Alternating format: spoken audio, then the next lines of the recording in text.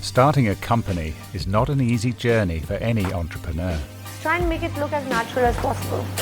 It's exhilarating, but it's also terrifying. I mean, we both cashed in all our savings. I sold my car, you sold your car. And a global pandemic only amplifies those challenges. Okay, all our customer base now is shut down. Awesome, signage is up. We're basically trying to build a plane while flying it.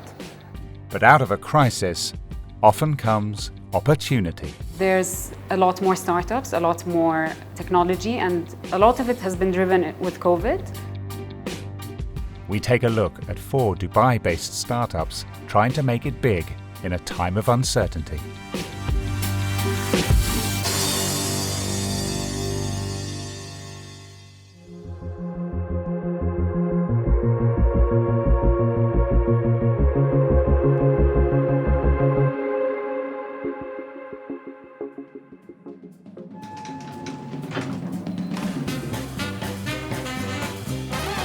We're still setting up, but do you think we'll be done in 30 minutes? This can't be like this. In downtown Dubai, it's all hands on deck for Anisha Oberoi. Come on, quickly, come on. She's gearing up for a product launch party. You're 10 minutes to showtime. I want everything cleaned up. We're expecting about 30 people today. So the top media and influencers, people who we believe understand what we're trying to create here. I'm slightly nervous. I meditated in the morning, so it shall go fine. Despite founding her startup more than a year ago, this is her first ever public event. We want to disrupt the beauty landscape in the Middle East meaningfully. Because in January 2020, when the United Arab Emirates reported its first case of COVID-19, Anisha was launching her e-commerce company, Secret Skin. A lot of people didn't think that it was the right time for us to launch. I had to get a team in place, I had to get the brands in place, and I had to do everything that an entrepreneur needs to do to get all the ducks in a row in order to launch. We did it all throughout the pandemic. I think that it was a calculated risk. What's the plan on Friday?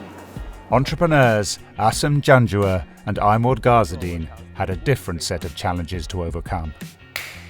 Is this the black and white thing? The two met while working at Google. You're working at somewhere like Google. It's extremely comfortable. You're pretty much at one of the best companies in the world. But at some point you get this kind of drive to build something from scratch. I don't know if you know this, but I actually got kind of nervous because the pandemic was happening and Imad just resigned from Google. Should I go to him and tell him, dude, if you want to change your mind, it's going to be totally okay, we'll understand. But the plan went ahead, and the two created Marmo, a digital wallet and payment platform. There were moments where I was super nervous on if this is going to work out and should we be starting a startup during a pandemic. Immediately the question came up, how are we going to hire and how are people going to join us in Dubai when you can't really travel and everything's on lockdown? So it got us thinking about how to develop a remote first culture from scratch. Hi Don, how are you? Whereabouts are you, by the way? Oh, I'm in Miami. Drawing on their experience from Google's remote working culture, Asim and Imod were able to onboard nearly every member of their staff throughout the pandemic. It's really important while trying to kind of steer the ship that we hire correctly and not in a rush or impulsively as well. And I think generally speaking, we've a decent beginning to a fantastic culture at Marmo. As of today, 23 people have joined Marmo. Yeah, only regular here, but we have 20. Can you just give me a 1, 2, 3, 4, please? 1, 2, 3, 4. 1, 2, 3, 4. Pre-pandemic, Marwan Saab and Giles Wright stumbled across their idea for a company over a cup of coffee. Hey, what's up? How you doing? Good. It really came to life as a need for us. So there's a coffee shop that we love to go to usually, and they have a mezzanine level. We sit up there. They forget you're there. And their solution was to hire someone just to stand at the top of the stairs in case somebody wanted anything. We thought there must be a better way to do this. You ordering lunch? Yes, I am. What would you like? Cool. Meatballs, please. No cheese. Marwan and Giles were so invested that they put all they had into the project, creating Opala, a virtual waiter. And done. So every time you hear a ding, and you should be hearing it soon, an order has gone through. I mean, we both cashed in all our savings, and we started this thing out, and then 3 months later, COVID hit, and that was terrifying. In the early days of the pandemic, public places, including restaurants, shut their doors amidst lockdowns. A huge blow for a startup that relies on people eating out. And when we decided to actually, we're gonna start pushing this now properly, everything shut down. All our customer base now is shut down. I think in the crisis, it has been made easier to start a company.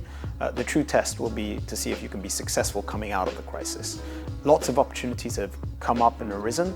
Now it's about capturing them, implementing them, and growing them.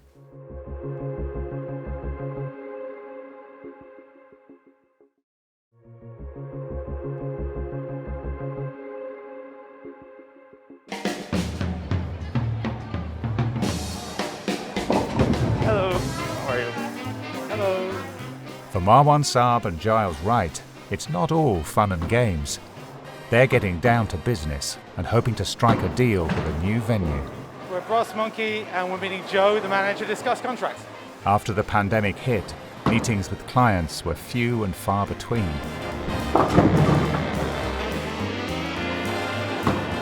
Hey guys, how you doing, man? You all good? Yeah, how you doing? Hey Giles, how are you doing?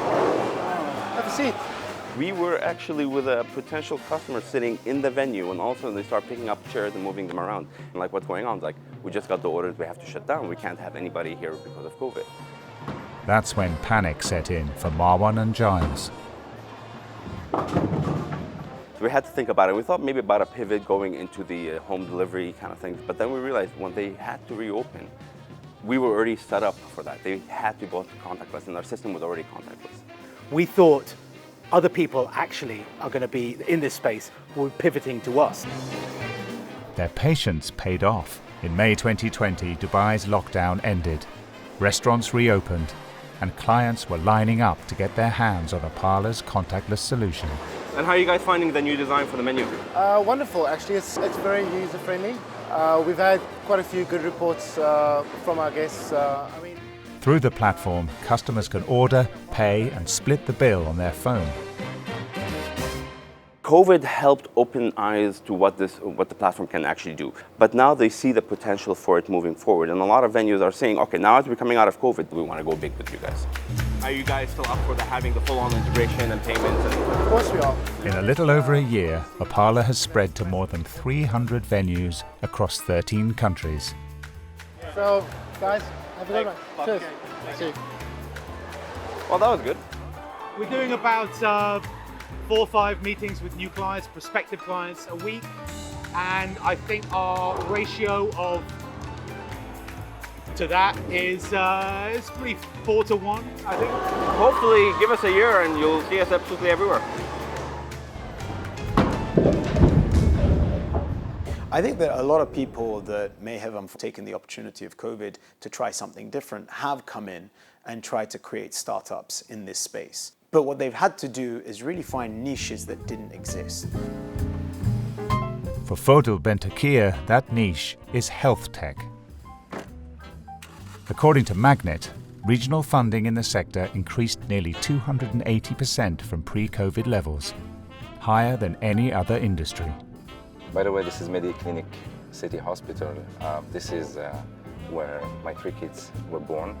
And last month, actually, they just went live on our platform. After COVID-19 brought the need for healthcare solutions to the forefront, Fodil and his startup, Okadoc, were primed for opportunity. So very excited to finally go to an event where I have the opportunity to meet people face to face. Today, he's on his way to Arab Health, one of the largest exhibitions of its kind in the world. So that's going to be the first face-to-face event for me since COVID started. Here, big players in the industry come together to network, trade, and learn about the latest innovations in healthcare. Arab Health is amazing. The fact that Arab Health is in Dubai. In just a matter of a week, it allows you to reinforce existing relationships. Hello, Dr. Osama, how are you? Alhamdulillah, kif as-saha. Build actually new relationships. In 1 hour, I just met like 5-6 people. Learn, discover new concept. Fadel. Yes, how are you doing? Be able to see trends and get some insight sometimes. We witnessed Okadok right from the beginning. At events like this, Fodil is somewhat of a celebrity. We're trying to meet with you forever. Really? Sorry to hear that. Prior to starting Okadok, Fodil made a name for himself in Dubai's startup scene. He worked for 2 of the largest e-commerce companies in the Middle East, serving as CEO of Noon.com and general manager of Souk.com, which Amazon later acquired for more than $500 million. It was that entrepreneurial experience that Fodil tapped into when the pandemic hit. The first thing that came to our mind was maybe if we get into a lockdown, people will need video consultation. Fodil and his team worked around the clock to launch the video feature ahead of schedule. Hi, Dr. Raja. Good morning, Lauren. How are you doing? We just said, okay, this is a need. Everyone is going to need that. We started seeing more and more clients asking us for it, and we just fast-tracked the launch of video consultation.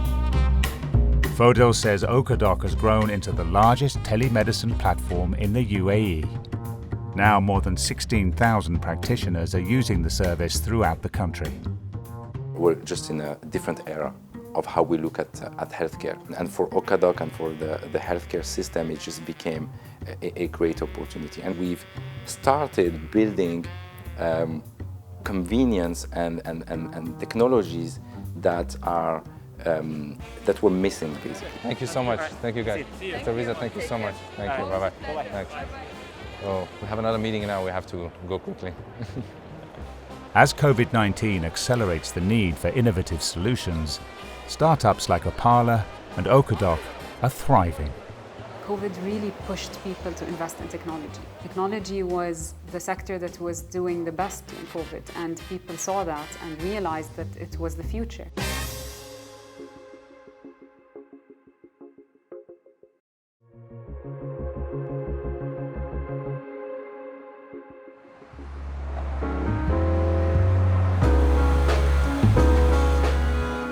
The effects of the coronavirus pandemic changed the way we live and ushered in a wave of technological change.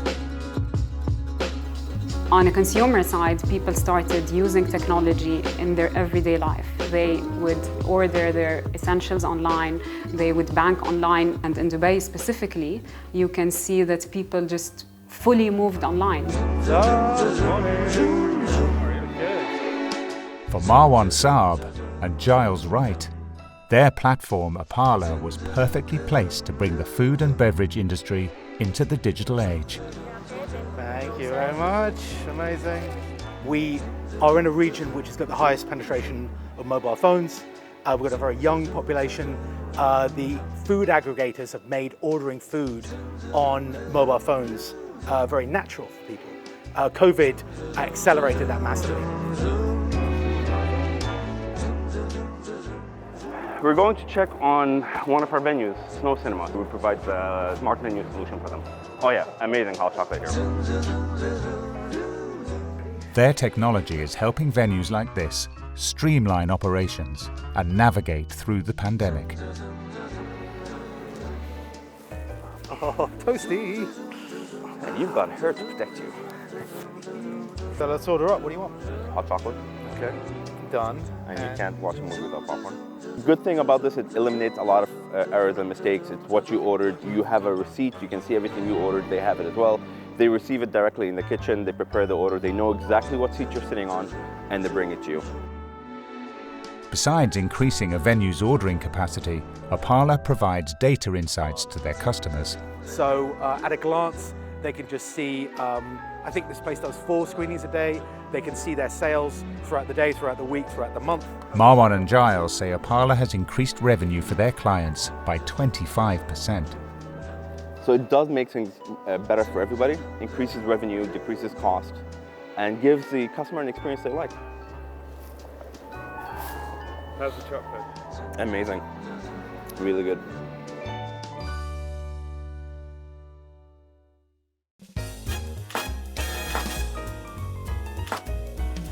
As the world continues its shift online, companies like Anisha Oberoi's are reaping the benefits. That's so nice. Gorgeous, yeah, stunning. Look at that. So nice. It's really important for us to refresh the content so that every time the customer comes back, they are able to see something new and fresh. Anisha learned the ins and outs of running an e-commerce website whilst working at one of the most successful companies in the world. That's nice. I was a part of the founding team that launched Amazon Fashion and Beauty in India, and then we launched it in Australia. So I was able to build the blueprint of Secret Skin as a result of all the training that I'd received and everything that I'd learned. The Middle East has seen an e-commerce boom since the pandemic. Online sales are expected to rise from an estimated 16 billion in 2019 to more than 27 billion next year. To keep up with the demand, Anisha's leaning into a revolutionary technology in the shipping and delivery industry. We're at IQ Fulfillment today. They handle all our logistics, our pick, pack, and delivery experience. How are you? I'm good. How are we you, shaking Anisha? hands? How's it going? Great. This factory is the first robotic fulfillment center in the Middle East and North Africa. Here, robots work overtime to process 12,000 orders a day. So as you see, the guys are already picking your orders. Everything's being fulfilled. Fantastic. We've had a pretty good week actually because of Yes, you did well. Secret Skin currently ships products to India, Oman and Kuwait, with plans to launch into Saudi Arabia this year. This is the first time I'm actually watching them pack the box. The reality would have been very different had we opened a brick and mortar store. We wouldn't have a differentiating factor. We wouldn't have been able to fail fast, scale fast, innovate and pivot. I think we took the right decision to be online. Ultimately, scalability is key, and to be able to reach scale, technology needs to be core to that proposition. So we're at Robo Cafe right now, and I see what potential competition there might be. As technology like this continues to drive innovation, there are growing concerns about job security. Right, so let's get one orange juice. What would you like? Emirates Spice tea, please. We kind of did think about and worry about the whole idea. Are we going to put jobs at risk in venues? We're not. When a venue uses the platform properly, it actually increases the need for people. Before you can take 2, 3, 4 orders, now you can have 10, 50 coming at the same time. And the venue needs more people to fulfill the orders. COVID has pulled Dubai, I don't know, I would say 5 or even 10 years into the future. Nice. There's the digital transformation in every sector. We see it all around us, and I think that will never stop. It is the future.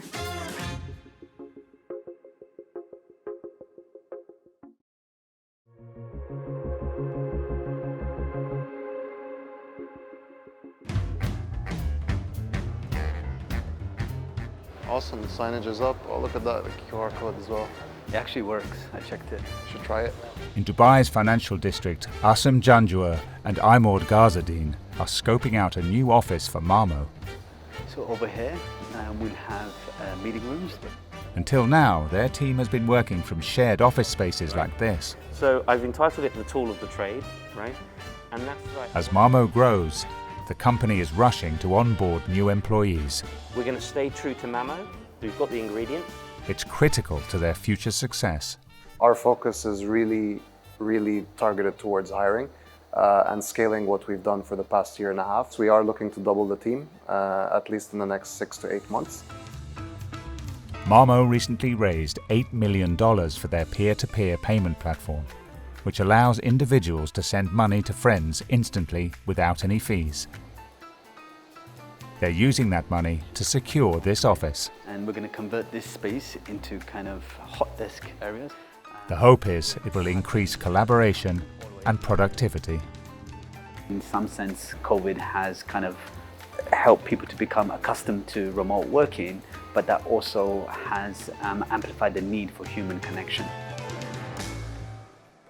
Asim and Imod say they want Mamo to grow from money transfers to an application that helps users become financially independent. We want to build an amazing team, amazing culture. That's ultimately the goal. The end goal for me would be to hear people say Mamo me or Mamo it. That would be really, really exciting. COVID really pushed people to invest in technology. Founders now have more capital to scale, more capital to grow and build larger companies. After dominating the local health tech market in Dubai, Fodel Bentakia is traveling to the startup capital of the world, Silicon Valley. Hey, how are you? Getting a footprint in the US is critical right now. The way we look at the future of Okadoc is we're ambitious about getting more countries. We want to become a global player. Hey, Adam, how are you? And we think that there is no reason for Okadoc not to achieve that. Nice to meet you. We've connected with a lot of great people. We've learned a lot about the market. We've learned a lot about the industry. We've been able also to understand the challenges that are yet to be solved. So that also is going to help us even get a great product to offer to our clients. Thank you, everyone. Fodel believes these new contacts will help him grow Okadoc into a global player. The future of Okadoc looks bright. We are riding the wave at the right time, and we want to make sure that we have a sustainable growth and a growth that maintains the level of quality. I think Dubai continues to be and will be a key player in fostering innovation, research, transport, talent for technology startups, and it'll be a key player in this space for years to come. With technology at the forefront, these Dubai-based entrepreneurs are finding opportunity in the crisis. A new era of startups is emerging. We're at such a very beginning that we have an opportunity not only to become very big in the region, but to be, a top 5 or top 10 global player. I think that the plan will reveal itself, as it always has. So I will leave some of that magic up to the universe to tell me. Me personally, I just want to build an incredible company where I wake up, jump out of bed, looking forward to see the faces of my team members. It's incredible. I would not have changed anything in the last 18 months of this. It's amazing, and we are, I think, on the cusp of something even more incredible.